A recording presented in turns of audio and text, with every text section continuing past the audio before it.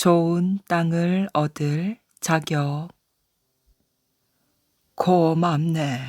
자네 부부가 아니었으면 나는 아마 눈 속에서 얼어 죽었을 것이야.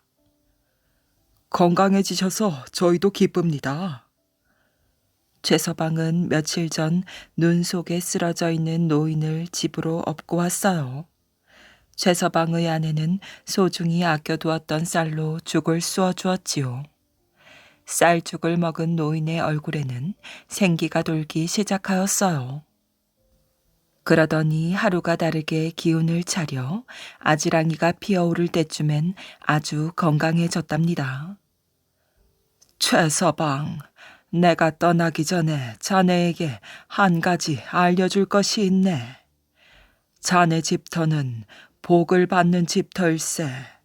그런데 대문이 잘못되었어. 지금 자네 집이 가난한 것은 대문이 강 쪽으로 나 있기 때문이라네. 만약에 저 들 쪽으로 새 대문을 낸다면 자네 집에 좋은 일이 생길 걸세. 그리고 대문을 새로 내면 많은 사람들이 찾아올 터이니 잘 대접해 주게나. 최서방은 노인이 떠나자 벽을 허물고 들 쪽으로 대문을 내었어요. 그 뒤 최서방이 하는 일은 무엇이든지 다 잘 되었지요. 똑같은 넓이의 논에서 농사를 지어도 최서방네 논에서는 훨씬 많은 쌀을 거두어 들일 수 있었답니다. 최서방은 10년 만에 큰 부자가 되었어요. 그래서 여러 개의 창고가 있는 커다란 기와집도 지었답니다. 그런데 최서방이 들 쪽으로 대문을 낸 뒤로 나그네나 가난한 사람들이 최서방의 집을 자주 찾아왔어요. 그럴 때마다 최서방은 따뜻한 밥을 지어주고 노자도 넉넉히 주었답니다. 여보, 이제 더 이상 못 참겠어요. 대문을 다시 강 쪽으로 냅시다. 그러면 우리 쌀을 축내는 사람들이 안 찾아올 거 아니에요. 어느 날 최서방의 아내가 짜증 섞인 목소리로 말하였어요. 대문을 들 쪽으로 낸 다음부터 우리는 부자가 되었어. 그리고 그 노인이 우리 집을 찾아오는 사람들에게 잘해주라고 하지 않았어. 대문은 그냥 둡시다. 참 답답하시네요. 나그네와 가난뱅이들에게 잘해줘봤자 무슨 득이 있겠어요. 우리 쌀이나 축내지. 그 쌀만 아껴서 모아도 지금보다 더 큰 부자가 될 거예요.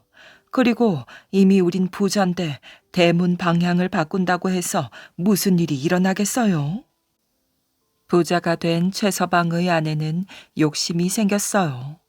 그래서 불쌍한 사람들에게 베푸는 것을 아깝게 생각하게 되었지요. 한참을 생각하던 최서방은 이윽고 입을 열었어요. 좋소. 당신 말대로 다시 대문 방향을 바꿉시다. 최서방은 들 쪽으로 난 대문을 막고 강물 쪽으로 대문을 내었어요. 이렇게 하니까 좋구려. 강도 잘 보이고. 그것 보세요. 시원한 게 좋지요. 강 쪽으로 새 대문을 내자 최서방네서 묵고 있던 나그네와 가난한 사람들은 모두 떠나갔어요. 봐요. 대문 방향을 바꾸니까 우리 쌀을 축내던 사람들이 모두 떠나잖아요. 아내는 덩실덩실 춤을 추며 말하였어요. 하지만 대문 방향을 바꾸고 얼마 되지 않아 최서방네 집에는 나쁜 일이 생기기 시작하였어요. 3년 동안이나 큰 흉년이 들어 논에서는 쌀이 한 가마니도 나오지 않았지요. 그뿐이 아니었어요. 튼튼하던 아들이 시름시름 앓다 죽고 말았지요. 이게 무슨 날벼락인가. 자식이 죽고 농사도 안 되다니. 최서방과 아내는 땅이 꺼지도록 한숨만 쉬었지요. 그때 최서방네서 머물다 간 노인이 찾아왔어요. 내가 뭐라고 했나? 대문은 꼭 들 쪽으로 내라고 하지 않았나? 아이고 어르신, 저희가 어떻게 하면 좋을지 방법을 가르쳐 주십시오. 다시 대문을 들쪽으로 내면 되겠습니까? 최서방은 노인의 다리를 붙잡고 사정하였어요. 하지만 노인은 고개를 저었지요. 이제 자네 부부의 운은 다 하였네. 좋은 땅도 복을 받을 만한 사람을 만나야 그 값을 하는 걸세. 예전의 자네 부부는 좋은 땅을 얻을 만큼 착한 사람들이었네. 하지만 불쌍한 사람들에게 베푸는 것을 아깝게 생각하는 자네들은 이제 더 이상 좋은 땅을 얻을 자격이 없네. 그럼 잘 있게나. 노인은 이 말을 남기고 멀리 사라져 버렸답니다. 스님의 제자가 된 도둑. 옛날 어느 절에 오랫동안 불도를 닦아온 스님이 있었답니다. 스님은 절을 찾아오는 사람들에게 늘 이렇게 말하였어요. 죄를 짓지 말고 착하게 사십시오. 부처님의 가르침인 불법을 쫓아 사는 것이 좋습니다. 이 절 뒷산에는 도둑대의 소굴이 있었답니다. 이 도둑대의 우두머리 도둑은 스님이 입버릇처럼 한다는 말을 전해 듣고는 못마땅한 듯이 이맛살을 찌푸렸어요. 죄를 짓지 말고 착하게 살라고. 누구는 죄를 짓고 싶어서 도둑질 하는 줄 알아? 농사 지을 땅도 없고 먹고 살 길이 막연해서 할 수 없이 이 짓을 하는 거지. 남의 속사정도 모르면서 함부로 입을 놀려? 도둑은 스님의 버릇을 고쳐 놓아야겠다고 마음먹었어요. 그래서 어느 날 밤 혼자 절을 찾아가 스님에게 칼을 겨누며 말했답니다. 궁금한 것이 있어 찾아왔다. 너는 부처님의 가르침인 불법을 쫓아 사는 것이 좋다고 했다지. 불법이 도대체 어디 있느냐? 네가 손에 쥐고 있는 목탁 속에 있느냐? 아니면 염주알 속에 있느냐? 그도저도 아니면 불상 속에 들어있느냐? 어서 대답해라. 모처럼 좋은 질문을 받는구려. 불법은 바로 사람의 가슴 속에 있소이다. 스님의 대답에 도둑은 입술을 비틀며 웃었답니다. 대답 한번 잘하는구나. 나는 도둑질을 하면서 사람 잡는 재주도 있거든. 너의 가슴을 쪼개어 불법이 어떻게 생겼는지 구경 좀 해야겠구나. 도둑은 스님의 가슴에 날카로운 칼을 들이대었어요. 그러나 스님은 조금도 떨지 않았답니다. 오히려 우렁찬 목소리로 당당하게 말하였어요. 거미가 실을 뽑아낸다고 그 뒤를 쪼개보시오. 무엇이 나올 것 같소? 그저 물만 들어있을 뿐이요. 꽃이 아름답다고 나무를 쪼개보시오. 그 속에서 꽃을 찾을 수 있겠소. 밖에 나타날 때 실이 되고 꽃이 되는 것이지. 도둑은 스님의 말이 벼락처럼 가슴을 때렸어요. 그는 칼을 버리고 스님 앞에 무릎을 꿇었답니다. 스님, 제가 어리석었습니다. 저도 불법을 쫓아 살 터이니 저를 제자로 삼아 주십시오. 스님은 도둑을 제자로 받아들였어요. 그리하여 불법이 깊은 훌륭한 스님으로 키웠다고 한답니다. 왕의 총애를 받은 점성술사. 저 애는 아무래도 전생의 별이었을 게야. 혹시 별 귀신이 붙은 거 아닐까? 밤하늘에 떠있는 별이 뭐가 좋다고 매일 밤 저리 쳐다볼까? 밤하늘에 총총히 떠있는 별을 하루도 빼놓지 않고 바라보는 소년 최총진을 두고 하는 말이었어요. 전라도 영암 땅에서 태어난 최총진은 어렸을 때부터 별을 쳐다보는 것을 즐겼지요. 별을 한참 동안 뚫어지게 쳐다보다 빙그레 웃기도 하고 때로는 훌쩍훌쩍 울기도 하였답니다. 그는 수많은 별의 아름다움을 이미 가슴 깊이 느끼고 있었지요. 또한 별의 존재 가치에 대해서도 아는 듯 하였어요. 늘 별을 가까이 하며 자란 최총진은 천문학과 주역에 능통했는데 별을 보고 치는 그의 점괘는 백발백중이었답니다. 이런 소문은 꼬리에 꼬리를 물고 퍼져 마침내 왕건의 귀에도 들어가게 되었지요. 마침 왕건은 한동안 해괴한 꿈 때문에 마음이 몹시 불편했던지라 곧 사람을 시켜 최총진을 대궐로 불러들이기로 마음먹었답니다. 여봐라, 내일 당장 최총진이라는 자를 데려오도록 하라. 왕건의 명에 한 신하가 나서며 아뢰었어요. 폐하, 허나 그 자는 전라도 영암 땅에 사는지라 입궐하기까지는 사흘 정도가 걸릴 것으로 사료되옵니다. 좋다. 사흘 안에 당장 그 자를 내 앞으로 데려오도록 하라.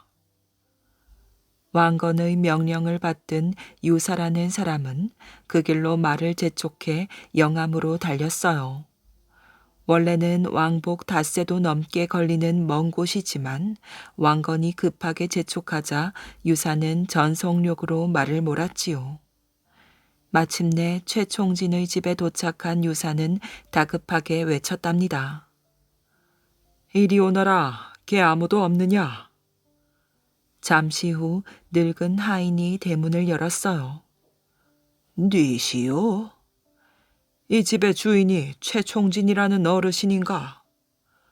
예, 그러하옵니다만 주인 어른은 지금 안 계십니다. 아침 일찍 집을 나서 아직 돌아오시지 않았는데쇼. 이를 어쩐담? 혹 어디 가셨는지 모르는가? 본래 어디 가신다는 말씀을 안 하시고 나가시는 분이라 소인은 잘... 유사는 안타까워 발을 동동 굴렀답니다. 지금 당장 출발해도 사흘 안에 송도에 이르기는 힘들 것이라는 생각에서였지요. 그러나 유사가 낭패를 당해 어찌할 줄을 몰라 할 때 최총진은 이미 송도에 도착해 대궐을 지키는 수문장을 만나고 있었어요. 최총진은 서슴없이 수문장에게 말을 건네었지요. 나는 전라도 영암 땅에서 온 최총진이라 하오. 폐하께 해몽을 해드리기 위해 왔으니 어서 아뢰도록 하시오. 최총진의 말에 수문장은 어이가 없어 웃었으나 말하는 투나 행색으로 보아 거짓은 아닌 듯하여 상부에 보고하였어요. 잠시 후 상부에서 내려온 지시를 받은 수문장은 황급히 최총진을 대궐 안으로 들였답니다. 최총진은 곧 궁인들의 안내를 받아 왕건 앞에 무릎을 꿇고 앉았지요. 왕건은 최총진의 얼굴을 한번 쳐다보고는 물었답니다. 내가 사흘이라는 시간을 주고 너를 불러오라 했는데 어찌 하루 만에 오게 되었느냐? 실은 사흘 전에 별을 보고 폐하께서 저를 부르리라는 것을 알았습니다. 그래서 바로 폐하를 배알하려고 했으나 너무 빨리 와도 놀라실 것 같아 오늘 아침에서야 집을 떠났습니다. 그 말에 왕건의 눈이 휘둥그레졌어요. 아니, 하루에 천리길을 오다니 그 무슨 당치 않은 망발이냐? 최총진은 침착하게 다시 고개를 숙여 아뢰었어요. 폐하, 실은 소인이 축지법을 조금 합니다. 그래서... 왕건은 최총진의 재주가 범상치 않음을 알고 가까이 다가오도록 명하였어요. 가까이에서 본 최총진의 눈은 초롱초롱 빛나는 것이 정말로 밤하늘의 별빛을 닮은 듯 하였지요. 왕건은 신중한 어조로 말하였어요. 짐이 며칠 전 꿈을 꾸었는데 그 꿈이 영 흉몽인 것 같구나. 내가 어떤 산중으로 사냥을 나갔는데 어쩌다 보니 내가 사는 이 대궐보다도 더 큰 벌집에 들어가게 되었다. 그런 벌집은 생전 처음이었다. 그런데 그 벌집 속의 벌들이 일제히 과인을 향해 큰 절을 하는 것이 아니겠느냐. 짐이 보기에 이 꿈은 아무래도 흉몽인 듯 싶은데 너의 생각은 어떠한가? 짐이 벌집을 쑤셨으니 어찌 벌들이 가만히 있겠느냐. 당연히 무슨 변이 생기거나 전쟁이 날 징조가 아니겠느냐. 왕건의 얘기를 조용히 듣고 난 뒤 최총지는 입을 열었어요. 폐하, 그 꿈은 아주 좋은 길몽이옵니다. 보통 사람이 벌집을 뒤집었으면 좋지 않으나 폐하께서는 이 나라의 대왕이 아니시옵니까?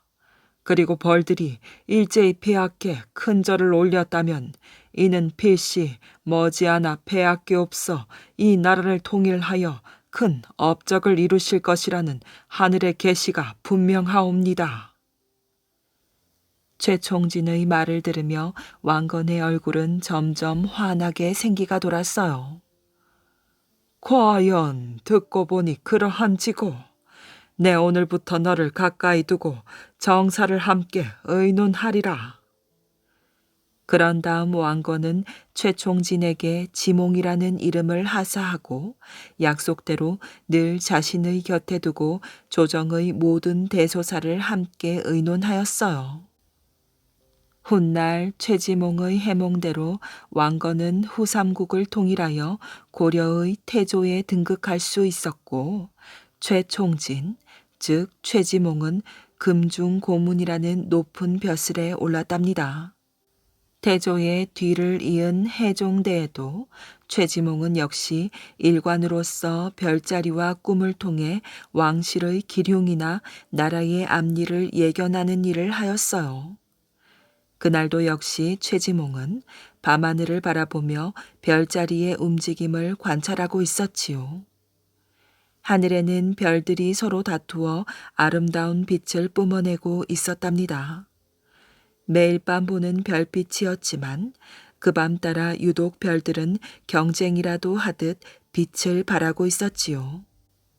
별들의 간격과 위치가 마치 어떤 규칙에 의해 자리한 듯 일정했고 별빛은 마치 시퍼런 물에 반짝이는 구슬들이 콕콕 박혀 있는 듯 보여 보면 볼수록 아름답기 그지 없었답니다. 최지몽이 별빛에 홀린 듯 넋을 놓고 있을 때 갑자기 유성 하나가 북두칠성 동쪽 끝자락에 위치한 자미성권 위를 지나가는 것이 보였어요. 최지몽은 그때까지의 황홀경에서 깨어나 이내 예상치 않은 일이 조정에 일어날 것을 직감하였지요. 다음 날 날이 밝자마자 최지몽은 해종을 아련하고 이렇게 고하였어요. 폐하, 소신이 간밤에 천체의 움직임을 읽은 바로는 장차 나라에 큰 변란이 일어날 징조가 보였습니다. 하오니 폐하께서는 어소를 틈틈이 바꾸시는 것이 그 화를 면하시는 길이옵니다. 같은 어소에서만 계시면 변을 당하기 쉬우니 자주 어소를 옮기시어 역적들의 음모를 미연에 방지하소서. 해종은 최지몽의 말을 받아들여 그날부터 어소를 한 곳에 정하지 않고 여러 차례 옮겼답니다. 과연 며칠 뒤 해종이 신덕궁에서 침소를 들던 날 평소 해종이 잠을 자던 오소에 자객이 드는 변이 일어났는데 이로 인해 또 한 번 최지몽의 예언은 정확하게 맞아떨어졌지요. 그 후 해종이 병으로 승하하고 뒤를 이어 정종이 즉위한 다음에도 최지몽의 출세가도는 변함이 없었어요. 그러나 원숭이도 나무에서 떨어지는 날이 있는 법인가? 별자리를 읽으며 평생을 별의 뜻에 따라 살아온 최지몽은 어전 연회에서 정종과 술을 마시다가 술이 얼큰하게 취해 그만 실언을 하고 말았답니다. 그로 인해 그간 쌓았던 공로가 한낱 물거품처럼 사라진 최지몽은 귀양살이는 물론 10년 동안이나 등용하지 못하였지요. 세월이 흘러 경종이 즉위한 후 다시 왕의 부름을 받은 최지몽은 성종대에 이르기까지 점성술을 바탕으로 한 예리한 예언으로 왕의 총애를 받았답니다. 그러나 사람은 기가 있으면 승이 있고 승이 있으면 결이 있는 법. 나이가 들어 노인이 된 최지몽은 병을 얻어 자리에 드러눕게 되었고 급기야 영영 이 세상을 등지고 말았지요. 평생을 별과 대화하며 산 최지몽은 유성이 사라지듯 조용히 천체 저편으로 사라져 갔답니다. 최지몽이 죽자 성종은 그의 죽음을 슬퍼하며 말 두 필과 시를 써서 애도의 마음을 전하였다고 한답니다. 도선과 눈먼 금붕어. 도선이 살집이든 묘터든 자리를 잡아주면 어디든지 다 좋았어요. 자리란 집을 지을 때는 집터, 사람이 죽으면 묘지터, 벼슬을 하고 싶을 때 어디 어느 곳으로 이사를 가라고 하는 집터를 말하지요. 도선이 자리를 잡아주었다 하면 그 집은 대박이었어요. 도선은 풍수지리설의 대가로서 도선 국사로 널리 알려져 있지요. 풍수지리란 산수 형세와 방위 등 환경적인 요인을 인간의 기륭 화복과 관련지어 좋은 터전을 찾는 사상이에요.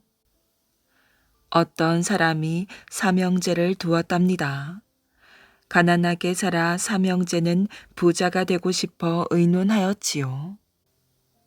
도선이란 분이 묘자리를 잘 잡는다고 하는데 우리 아버지가 돌아가시면 묘자리를 잡아달래자. 그래서 우리도 부자로 살아보자.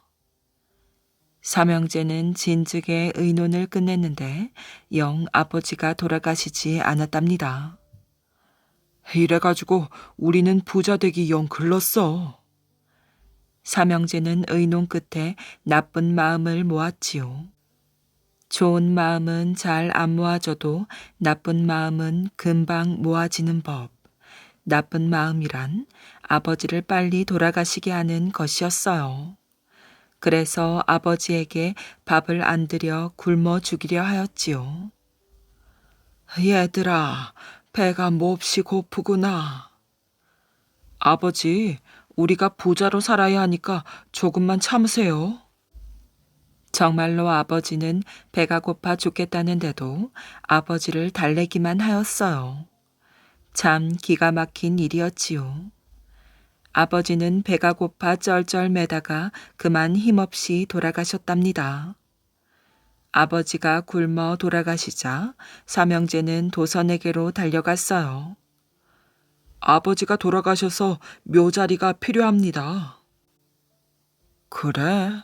무슨 자리가 필요하냐? 도선이 삼형제에게 물었어요. 그야 뭐 화끈하게 부자가 될 자리지요. 부자가 될 자리라.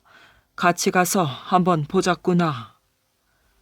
도선은 삼형제와 묘 자리를 보았어요. 한동안 살피던 도선이 말하였지요. 여기다 쓰거라. 도선이 한 자리를 찍어내었어요. 그 길로 삼형제는 땅을 파고 장례 준비를 하였답니다. 여보시오. 그때 웬 노인이 숨을 헐떡이며 묘 자리로 달려왔어요. 이 자리를 누가 잡았소? 도선 대사가 잡았습니다. 바로 저기 저 대사요. 삼형제가 도선을 가리키며 말하였어요. 그러자 노인이 도선에게 물었지요. 스님, 어째서 여기다가 묘자리를 잡았습니까? 저 삼형제가 부자가 될 자리를 잡아달랬소. 그런데 가만히 지형을 살펴보니 부자가 될 자리라서 잡았을 뿐이요.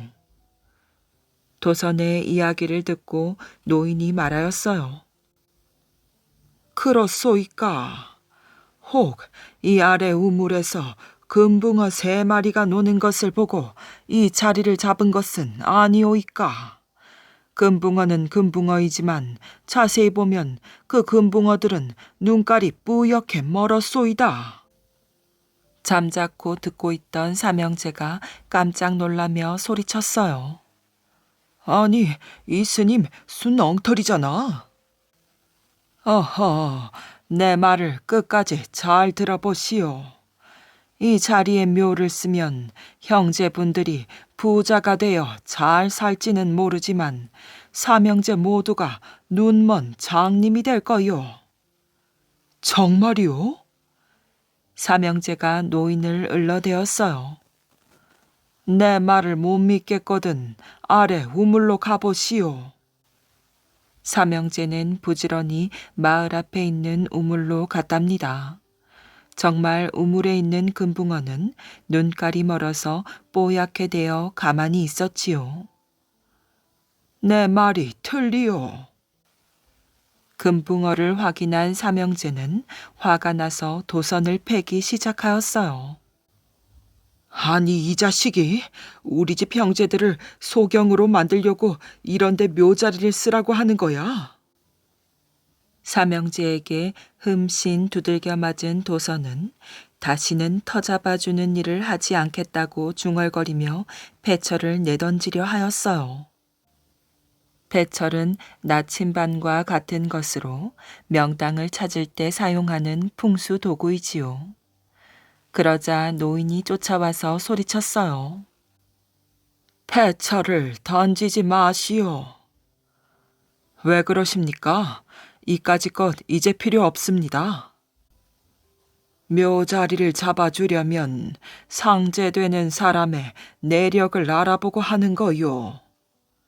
예? 그놈들은 제 아비를 굶겨 죽인 불효 자식들이요. 그 불효 자식들을 잘 살게 할 필요가 어디 있소. 금붕어는 잠시 내가 도수를 부린 것이요. 말을 마친 노인은 연기처럼 사라졌어요. 도선은 이 일이 있고부터 더욱 유명한 풍수가가 되었다고 한답니다. 새벽을 알리는 순무꼬리 아비. 나무아미타불 관세음보살. 주지 스님은 날마다 연부를 외웠어요. 이 세상에 올 때 빈손으로 왔으니 떠날 때도 빈손으로 가는 것. 그러므로 욕심을 부리면 안 되지요. 주지 스님은 만나는 사람마다 꼭 이 말을 들려주었어요. 그러나 주지 스님은 실제로는 아주 욕심이 많았답니다. 좁은 절에 없는 것이 없이 쌓아두고 살았지요. 그러면서 함께 지내는 동자승들에게 밥도 제대로 주지 않았답니다. 주지 스님은 너무해. 동자승들은 줄인 배를 움켜쥘 때가 셀 수 없이 많았답니다. 하루는 동자승들과 함께 잠자리에 들었던 주지 스님이 도둑고양이처럼 살며시 잠자리에서 빠져나갔어요. 무슨 일인지 알고 싶었지만 동자승들은 잠든 채하고 가만히 있었답니다. 그런데 아니나 다를까 주지 스님이 달걀을 삶지 않겠어요. 절에서 키우는 닭이 낳은 것을 하나씩 둘씩 모아두었던 것이지요. 주지 스님은 삶은 달걀을 가지고 그림자처럼 소리 없이 들어왔어요. 그러더니 이불을 둘러쓰고 앉아 혼자 야금야금 먹는 것이었지요. 동자승들은 자신도 모르게 꼴깍꼴깍 침을 삼켰답니다. 그러다가 아무것도 모르는 체하고 물었지요. 스님, 뭘 잡수세요? 주지 스님은 움찔하였어요. 깨어 있었느냐? 배가 출출하여 순무꼬리를 먹고 있었다. 어서 자거라. 주지 스님은 이렇게 둘러대고는 휙 돌아앉아 남은 달걀을 다 먹어치웠어요. 배가 부르자 주지 스님은 슬며시 드러누웠지요. 그런데 잠이 쉽게 오지 않는지 주지 스님이 동자승에게 물었어요. 밤이 새려면 아직 멀었더냐? 그때였어요. 꽃기요, 꽃기요. 마침 새벽을 알리는 첫 닭의 울음소리가 들려왔지요. 밤이 다 샜나 봅니다. 순무꼬리 아비가 저리 시끄럽게 울어대는 걸 보니 말이에요. 동자승의 말에 주지 스님은 얼굴이 새빨개져 헛기침만 하였답니다. 황새 아가씨와 두루미 총각의 자존심. 어느 숲속에 결혼하지 않고 혼자 사는 황새와 두루미가 있었답니다. 떨어져 있는 두 집의 거리는 20리쯤 되었지요. 두루미 총각은 어느 날 빨래를 하다가 이런 생각을 하였어요. 아이고, 내 팔자야. 언제까지 이러고 살아야 하나? 차라리 결혼을 해버려. 가만히 있자. 황새 아가씨가 시집을 가지 않고 혼자 살고 있다고 했지. 가서 결혼 신청을 해야겠어. 두루미 총각은 이렇게 마음먹고 황새 아가씨 집을 찾아갔어요. 그리고 황새 아가씨를 보자마자 청혼을 하였답니다. 아가씨, 혼자 사신다고 들었습니다. 몹시 외로울 텐데 저와 함께 사시는 게 어떻겠습니까? 그러자 황새 아가씨는 고개를 저었어요. 댁 같은 이와 결혼하느니 혼자 사는 게 나아요. 당신한테 무슨 매력이 있나요? 목이며 다리며 빼빼 말라가지고. 황새 아가씨는 이렇게 타박을 주고는 쾅 소리가 나게 대문을 닫아버렸어요. 두루미 총각은 얼굴이 화끈 달아올랐지요. 뭐 저런 아가씨가 다 있나 싶었답니다. 자기는 무슨 매력이 있나? 긴 다리로 성큼성큼 걷는 주제에. 에이, 재수없어. 두루미 총각은 볼멘 소리로 투덜거리며 집으로 돌아왔어요. 황새 아가씨는 두루미 총각을 돌려보내고 마음이 편치 않았답니다. 결혼 문제를 좀 더 신중하게 생각해서 결정할 걸 하는 후회가 일었지요. 지금도 늦지 않았어. 시집갈 마음이 생기면 직접 찾아가서 얘기하지 뭐. 황새 아가씨는 두루미 총각과의 결혼 문제를 며칠 동안 깊이 생각해 보았어요. 그러다가 결론을 얻었지요. 그래, 시집을 가는 거야. 혼자 살면 뭐해? 자꾸 늙어가는데. 황새 아가씨는 이렇게 결심하고 두루미 총각의 집을 찾아갔어요. 대문을 두드리자 두루미 총각이 얼굴을 내밀었지요. 어쩐 일이요? 우리 집에까지 다 찾아오고. 두루미 총각은 못마땅하다는 듯이 곱지 않은 시선을 보내었어요. 황새 아가씨가 입을 열었지요. 저 드릴 말씀이 있어서 왔어요. 당신의 청혼을 받아들이기로 하였어요. 그러나 두루미 총각은 콧방귀를 뀌었답니다. 나한테 시집 오겠다고? 매력 없다고 할 때는 언제고 왜 이랬다 저랬다 하는 거요?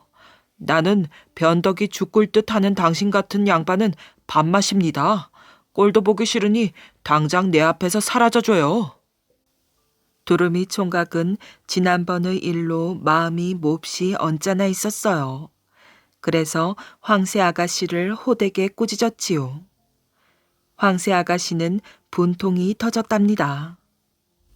자존심을 죽이고 찾아가 먼저 고개를 숙였는데 자신의 청혼을 한마디로 거절하고 무안까지 주다니 분하고 억울하여 견딜 수가 없었지요.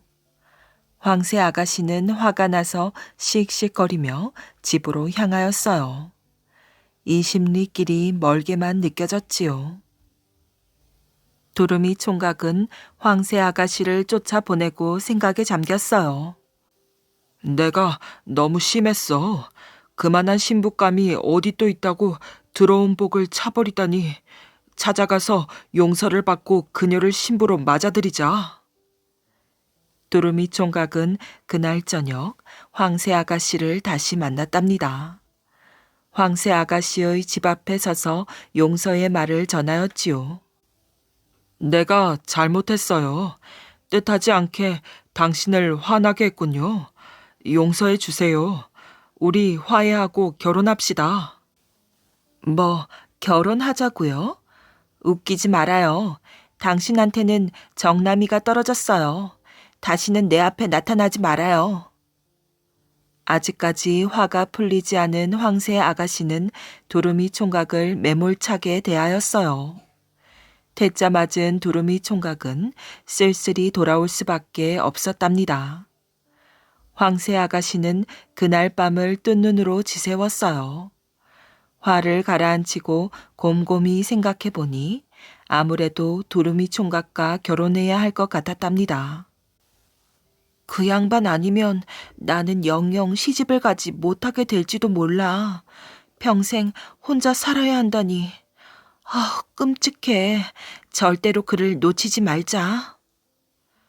황새 아가씨는 마음속으로 굳게 다짐하고 다음날 아침 두루미 총각의 집 대문을 두드렸어요.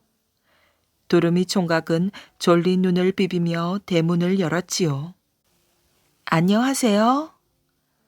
황새 아가씨는 일부러 쾌활한 목소리로 인사하였어요.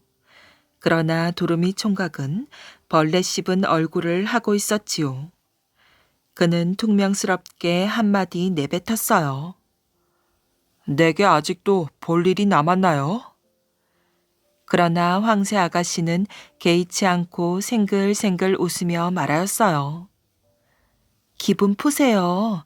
이제까지 있었던 일은 없던 걸로 해요. 그리고 우리 결혼해서 행복하게 살아요. 실소이다. 당신이라면 넌더리가 나요. 뭐라고요? 황새 아가씨의 얼굴에서 웃음기가 싹 사라졌어요. 황새 아가씨는 두루미 총각을 매서운 눈초리로 쏘아보았지요. 흥, 별꼴이야. 황새 아가씨는 한마디 쏘아주고는 집으로 돌아와 버렸답니다. 이런 일은 그 뒤에도 수없이 되풀이되었어요. 서로 자존심을 내세우다 보니 끝내 화해하지 못하고 황새 아가씨와 두루미 총각은 평생 독신으로 살았다고 한답니다. 깨달음을 준 늙은 농부의 말. 신라 원성왕 때의 유명한 고승인 연회법사는 세상사 모두와 일체 인연을 끊고 영치사 남자에 숨어 오로지 불법을 공부하고 수도 정진하는 데에만 온 힘을 쏟았어요.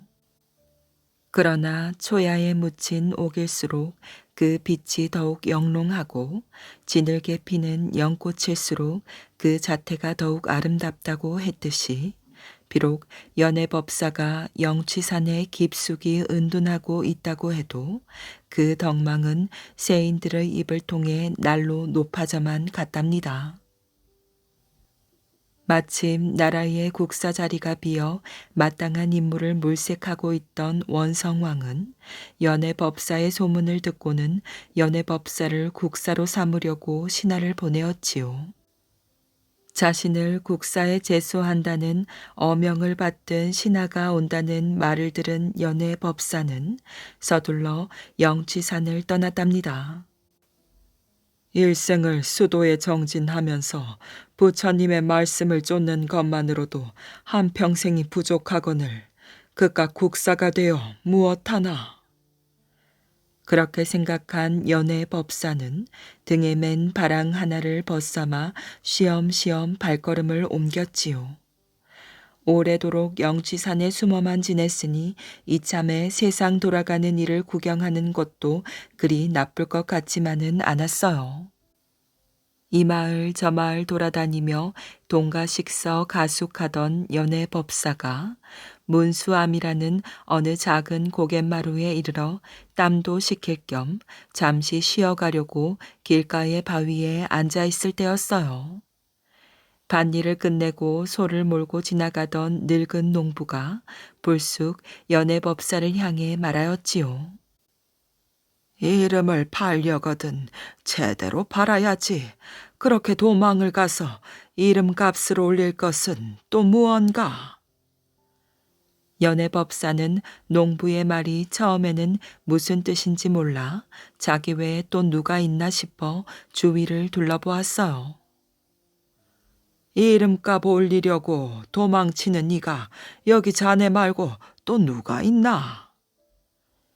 농부가 아무렇지도 않게 그렇게 말하며 지나치려 하자 연애법사는 그제야 그 말이 자기에게 한 말이었음을 깨닫고는 농부를 불러 세웠어요. 여보시오, 초면에 무슨 말을 그리 하오? 연애법사가 말을 걸어오자 농부는 걸음을 멈추더니 이렇게 대꾸하였어요. 이름을 파는 것도 장사라면 장사일 텐데 장사를 하려면 똑바로 해야지. 그렇게 도망을 쳐서 값을 올릴 게 또 무엇이란 말이오? 연애법사는 기가 막혔지요. 이름을 팔다니 누가 이름을 판다는 것이오? 농부는 연애법사를 쳐다보지도 않고 말하였어요. 채 한 몸 잘 되자고 입산수도를 할 요량이면 부처는 세상에 불법을 퍼뜨리지도 않았을 것을. 어허. 연애법사가 뭐라 미처 말할 기회를 주지도 않고 농부는 그 말을 끝으로 소를 몰고 제 갈 길을 가버렸어요. 그 말을 들은 연애법사는 속에서 치솟아 오르는 화를 주체하지 못해 끙끙거렸지요. 세상에 부귀공명이 싫어 도망가는 나에게 저런 시골 농부가 무엇을 안다고 수작을 부린단 말인가. 이름을 팔 것이면 국사가 되어 한 세상 잘 먹고 편히 살다 가면 될 것을 내 그것을 피해 이리 종종 걸음을 치는 것인데. 연애법사는 바위에서 일어나 화풀이를 하듯 장삼 자락을 툭툭 털고 다시 길을 떠났어요. 그날 저녁 해질 무렵이 되어서야 근처 작은 절에 당도한 연애법사는 자신의 신분을 숨기고 하룻밤 묵어갈 것을 정하였지요. 한눈에 보기에도 연애법사가 보통 인물이 아니라는 것을 눈치챈 절의 주지는 지극정성으로 연애법사를 대접하고 저녁 공양이 끝난 후에는 손수 차를 끓여 내왔어요. 그리하여 두 사람 사이에는 자연스레 이런저런 이야기가 오가게 되었는데 주지가 문득 연애법사에게 이렇게 물었답니다. 이곳에 오실 때 혹 문수암이라는 곳을 지나치지 않으셨습니까? 연애법사는 낮의 일이 다시 떠올라 기분이 언짢아지는 듯해서 절로 인상을 찌푸렸지요. 지나쳐 오기는 왔습니다만. 연애법사가 말끝을 흐리는데도 아랑곳 없이 주지가 재차 물었어요. 그곳에서 소를 모는 늙은 농부 한 사람을 못 보셨는지요? 소를 모는 농부라는 말에 연애법사는 주지의 얼굴을 정면으로 바라보았어요. 보았긴 보았습니다만. 역시 연애법사가 말끝을 흐리는데도 주지는 계속 말을 이었지요. 그 농부가 아무 말도 없었습니까? 연애법사는 아무 말도 할 수가 없었어요. 농부와의 일을 얘기하면 자신의 신분이 탄로날 것이 뻔한 까닭이었지요. 그 늙은 농부가 겉보기엔 그래도 범상치 않은 인물입니다. 세상의 이치를 모두 꿰고 있지요. 이 근방 여러 마을에서 모르는 이가 없을 정도입니다. 모두들 그 늙은 농부를 일러 문수암의 성인이라 하여 문수대성이라고 부른답니다. 조지의 말을 들으면서 연애법사는 조심스럽게 깨닫는 것이 있었어요. 조지가 돌아가고 빈방에 홀로 남게 된 연애법사는 조용히 오늘 낮에 있었던 일을 반추해 보았어요. 밝히지 않았는데도 첫눈에 자기의 신분을 알아본 것과 얘기하지 않았는데도 먼 길을 떠나게 되었는지를 단박에 알아맞춘 것만 보더라도 조지의 말이 틀린 것만은 아닌 것 같았지요. 그렇다면 이름을 판다는 건 무슨 뜻일까요? 연애법사는 가부좌를 틀고 앉아 깊은 삼매경에 빠져들었어요. 그리고 농부의 말을 화두로 삼아 그 속뜻을 이해하고자 애썼답니다. 법당 처마 끝에서는 맑게 풍경이 울렸어요. 바람이 몸 뒤척이는 소리도 가끔 문풍지를 쓸고 갔지요. 그럴수록 연애법사의 삼매경은 깊어갔고 어느 순간 해안이 열리며 마음이 평온해지는 것을 느낄 수 있었답니다. 그렇다. 내가 국사의 자리에 오를 만큼 이름이 났다면 그 이름 또한 내가 낸 것이 아니겠는가? 그리고 그 이름을 피해 도망을 치는 것은 그 이름을 더욱 고매하게 하기 위함이 아니겠는가? 나는 너무나 자신만을 위해 불법을 공부해 온 것이다. 내가 국사의 자리를 마다하고 영치산을 떠난 것도 결국은 중생들을 구제하는 데 힘을 쏟는 것이 아니라 오로지 나 자신만을 위한 수도와 정진에만 그 목적이 있었기 때문이다. 부처님은 일체 중생을 위해 스스로를 버리셨다.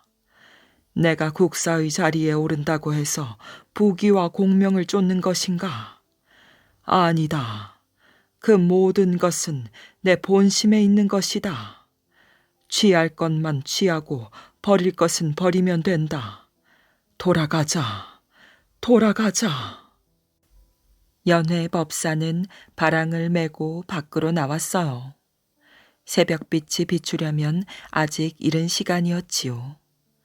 연회법사는 법당을 향해 합장을 한 뒤 문수암이 있는 쪽을 향해 또 한 번 합장을 올렸어요. 그리하여 연회법사는 원성왕의 명을 받아들여 국사의 자리에 올라 성심을 다해 중생을 구제하는 데 남은 생애를 보냈답니다.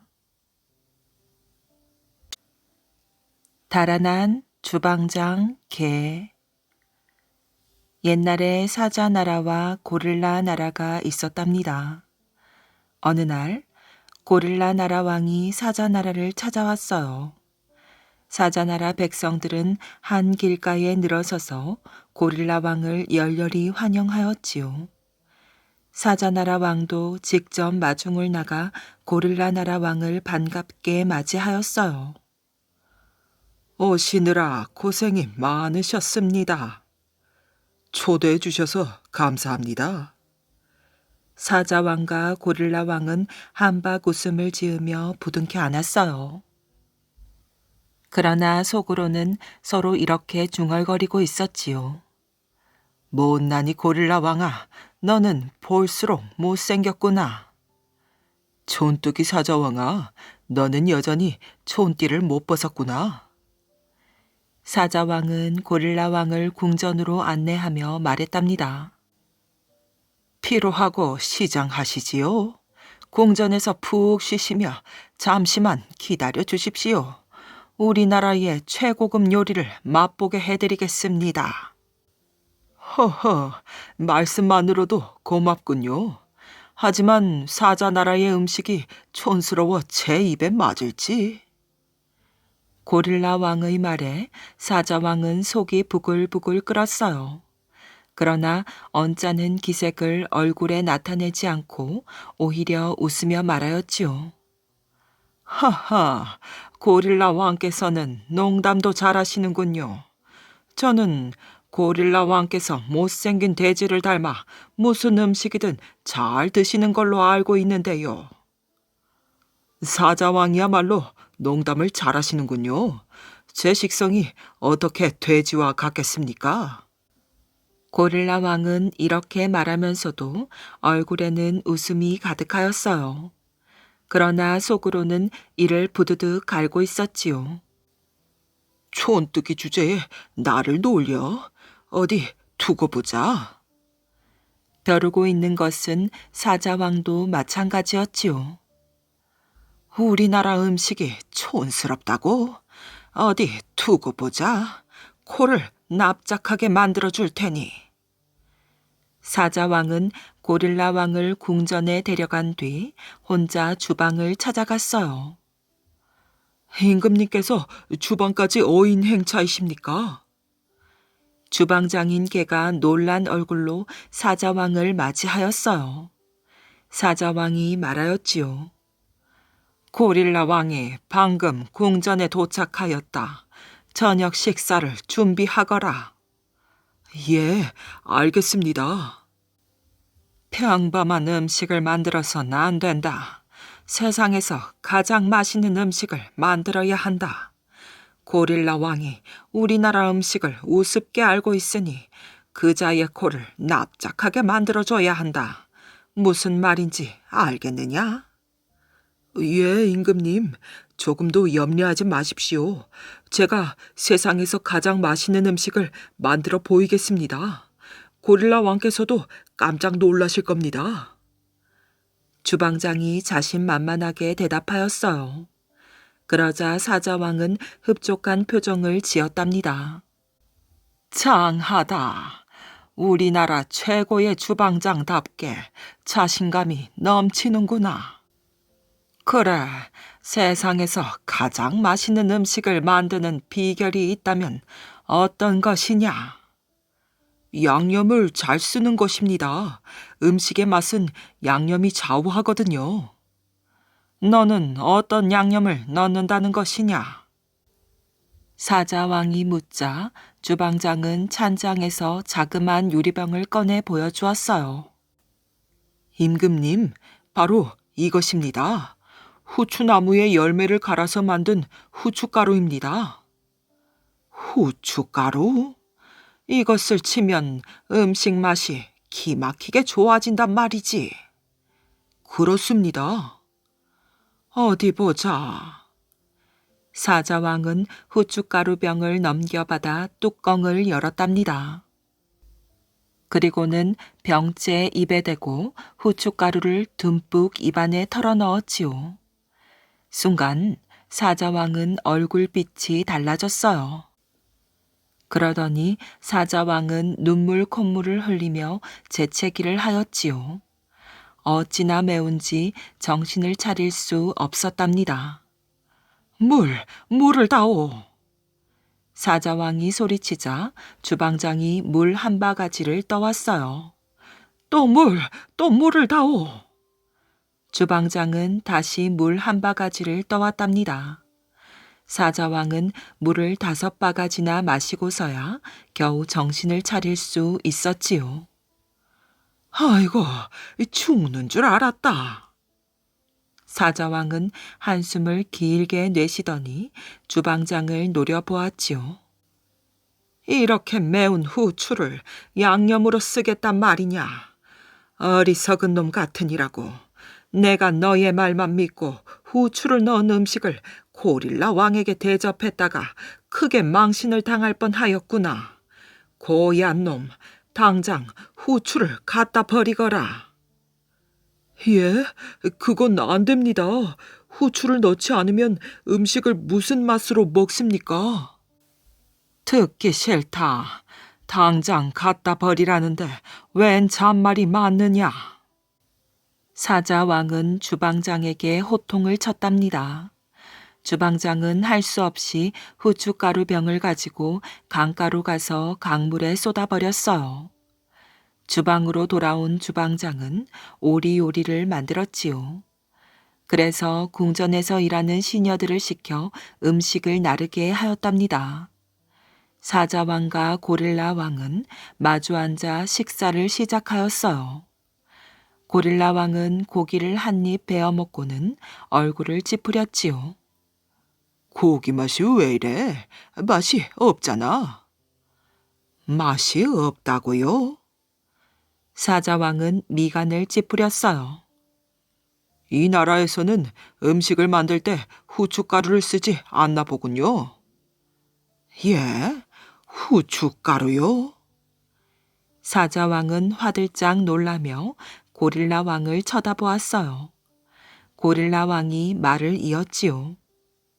후춧가루를 쳐야 음식이 제맛이 나지요. 왜 음식이 맛없나 했더니 후춧가루가 쏙 빠졌군요. 이래서 제가 사자나라 음식이 촌스럽다고 하는 것입니다. 고릴라 왕의 말에 사자왕은 모욕감을 느꼈답니다. 그래서 얼굴을 붉히며 말하였지요. 하하, 모르시는 말씀. 우리라고 후춧가루를 양념으로 쓰지 않는 줄 아십니까? 후춧가루는 수백 년째 전해 내려오는 우리나라의 전통 조미료입니다. 저희 주방장이 멍청해서 후춧가루 넣는 것을 깜빡 잊었을 뿐입니다. 사자왕은 곁에서 시중을 드는 시녀에게 명령하였어요. 너는 주방에 가서 주방장을 불러오너라. 잠시 뒤 주방장이 불려왔지요. 사자왕은 주방장을 보자마자 버럭 고함을 질렀답니다. 내 이놈, 왜 음식에 후춧가루를 넣지 않았느냐? 예, 그건 임금님이 음식에 후춧가루를 넣지 말라고 하셔서. 거짓말 하지 말거라. 네 놈이 빠뜨렸지 않느냐? 너는 당장 후춧가루를 가져오너라. 예? 후춧가루는 갖다 버리라고 하시지 않았습니까? 닥치거라. 나는 그런 말 한 적이 없다. 빨리 가서 후춧가루나 가져오지 웬 잔말이 많느냐. 주방장인 개는 궁전에서 나왔답니다. 강가를 찾아갔지만 후춧가루는 이미 강물과 함께 흘러가고 없었어요. 개는 강물을 바라보며 생각하였지요. 사자왕은 거짓말쟁이야. 내가 빈손으로 가면 나를 혼내겠지. 이런 왕 밑에서 사느니 차라리 다른 곳에 가서 살자. 개는 이렇게 결심하고 길을 떠났답니다. 그리고 다시는 궁전에 돌아오지 않았어요. 한편 사자왕은 신하들을 불러 큰 소리로 꾸짖고 있었어요. 아직도 주방장을 못 찾았느냐? 후춧가루는 구해왔느냐? 그러나 신하들은 사자왕 앞에서 머리를 들지 못했답니다. 주방장도 못 찾고 후춧가루도 못 구했기 때문이에요. 이때 고릴라 왕이 일어서며 사자왕에게 말하였지요. 나는 이제 내 나라로 돌아가겠소이다. 아니, 잠시만 더 기다려 주십시오. 후춧가루는 틀림없이 구해오겠습니다. 그러나 고릴라 왕은 사자왕의 말을 듣지 않았어요. 바로 자기 나라로 돌아가 버렸지요. 사자왕은 고릴라 왕에게 망신을 당했다고 생각하였어요. 화가 나서 견딜 수가 없었답니다. 내가 망신을 당한 것은 주방장 때문이야. 이 녀석을 잡아들여 혼쭐을 내줘야지. 사자왕은 신하들에게 명령하였어요. 우리나라에 있는 개들을 전부 불러들여라. 사자왕의 명령에 따라 나라 안에 있는 개들이 전부 궁전 마당에 모였답니다. 사자왕은 개들에게 소리쳤어요. 주방장 개를 잡아오너라. 너희들은 냄새를 잘 맡고 주방장 개의 몸에서는 음식 냄새가 진동할 테니 찾기 쉬울 것이다. 사자왕의 명령을 받고 개들이 사방으로 흩어졌어요. 개들은 냄새를 맡으며 세상 곳곳을 헤매 다녔지요. 요즘도 개들은 서로 만나면 코를 대고 냄새를 맡지요. 그것은 달아난 주방장 개를 찾기 위해서랍니다.